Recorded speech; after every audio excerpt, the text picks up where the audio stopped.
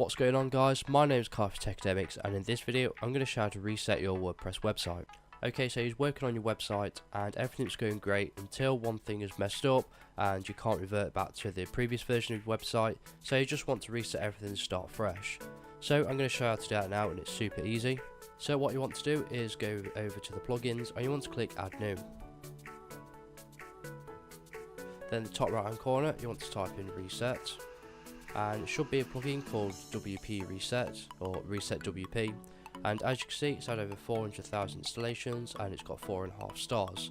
So what you want to do is click install now. It should take a couple of moments to install that, and then you want to click activate. Okay, so as you can see Reset WP has been activated.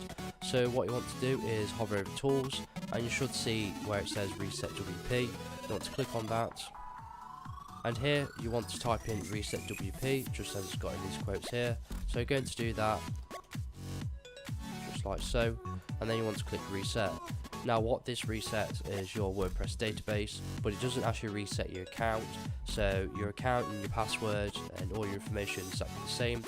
It's going to prompt you to sign back into the account, and then your WordPress is going to be refreshed just like it was when you first signed up to WordPress. And it's as simple as that. So if this video is helpful, please leave a like and share it with someone who may find it helpful as well.